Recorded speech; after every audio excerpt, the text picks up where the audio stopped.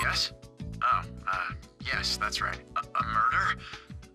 Yes, that's fine. He said his air was broken and it needed to be fixed. That was around noon, I think. He fixed the air. We should focus on that.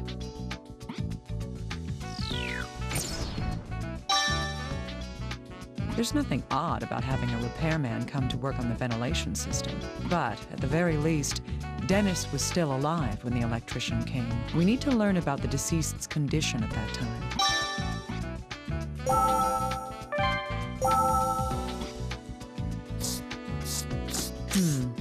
Yes, these pieces of information do go together. On the day of the incident, the electrician had been asked to repair the deceased's air. The electrician went to the deceased's room at noon and left after finishing his work. Both the deceased's neighbor and the electrician himself agree on this.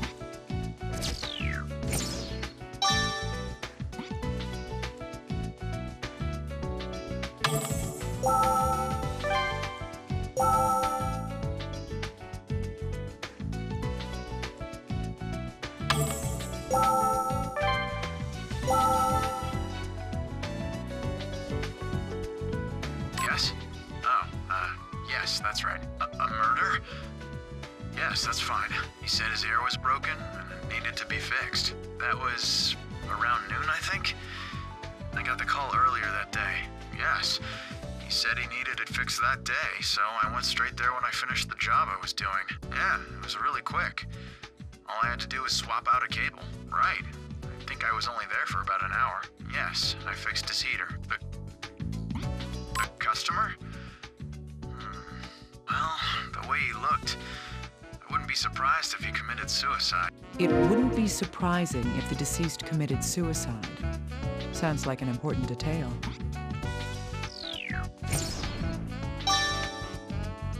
Does that mean the deceased had a motive for killing himself?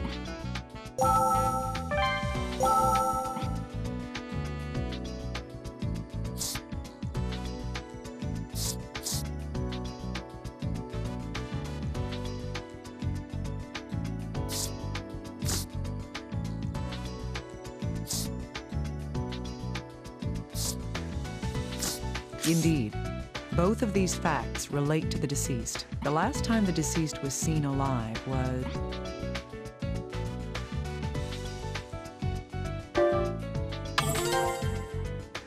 That's right. At that time, he seemed...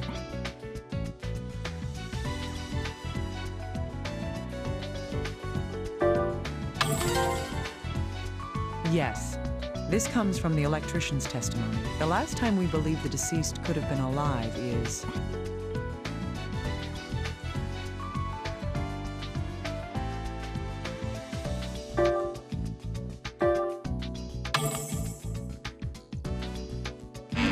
Concentrate.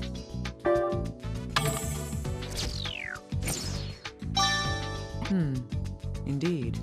The neighbor reports hearing a sound from the room at that time. Within an hour after that, a fire started in his room. The deceased was later discovered dead. That's all we know at this point.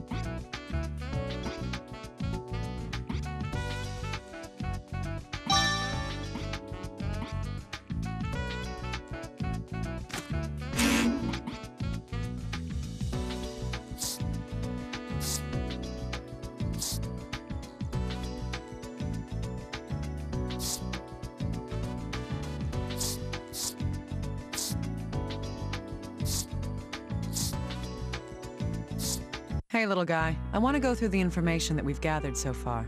All right. Let's piece it all together step by step. Let's do that. The deceased, Dennis Taylor, was found dead in his apartment. Let's see. His body was discovered because...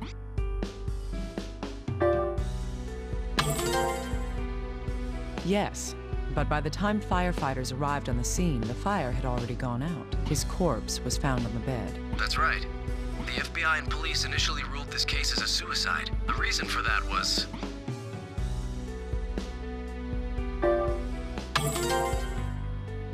That's correct. The other reason was...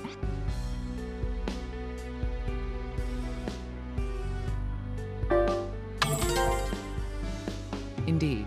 The slashed wrist and the chained door point towards suicide. It would seem he was so desperate for death that he would both slit his wrist and set his room on fire. That isn't a surprising conclusion. The knife blade does match the shape of the wound in the wrist. The blood on the blade matches his DNA. Lastly, the deceased's fingerprints were found on the handle of the knife. Those are all true, but there was something odd about that wound on his wrist. First,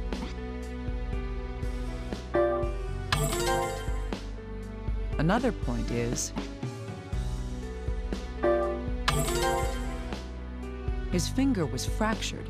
Would he have been able to use a knife with a wounded hand? It's very unlikely, but that's not the only thing that raises doubt. If he did die of the knife wound, he would have bled to death. However, investigating the corpse points to a different cause of death. That is...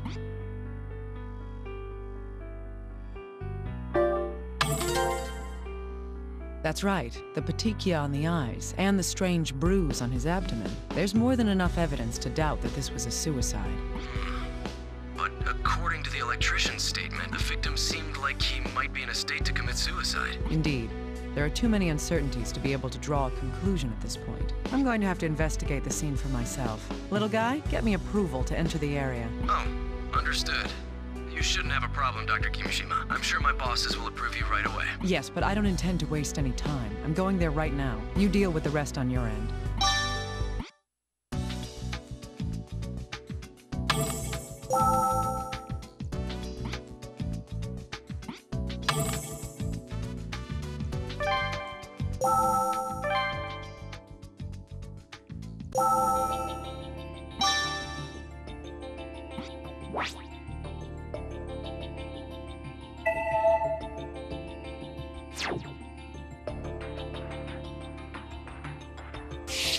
It's the ceiling fan. There's a speed selector and a timer. One of the blades seems to be broken, though.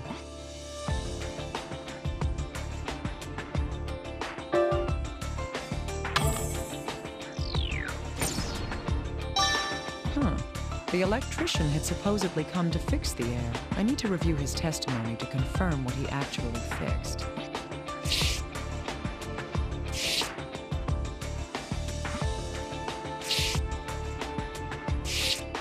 This is a table. Now that I look closely, the burns are most severe right here. If I send this for analysis, I might find out what was on fire on the table.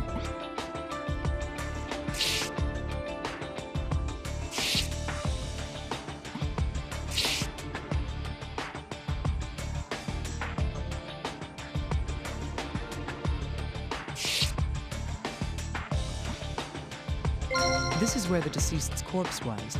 If this blood stain is his blood, then...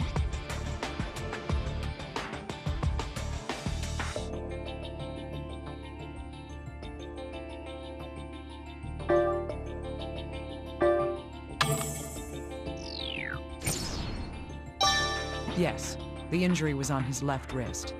From the position of the blood stain, it would appear he was lying face up on the bed. There was only the one blood stain, so he didn't move around much after his wrist was slit. If this truly is a suicide, that would mean that he bled to death here. However, the amount of hemorrhaging here seems to be too small for a man to completely bleed out.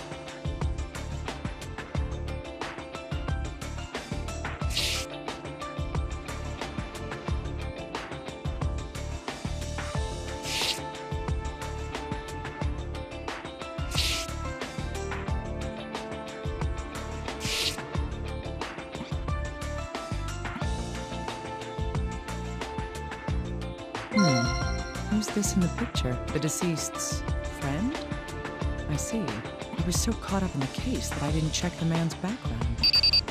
Hello, little guy. Can you hear me? Oh, yes, I hear you. Did you need something, Dr. Kimishima? Yes. Can you do me a favor and look into the deceased's friends? I'm going to send you a picture right now. Try getting a hold on whoever that is. All right. Is there anything in particular you'd like us to find out? Let's see. First, about the deceased himself. It'd be great to find out more about the day of the incident. All right. I'll make preparations to have them questioned. I'll send you the recordings of their answers, so please check the recorder. Good. I'm glad you can get on this so quickly. I'll be counting on you.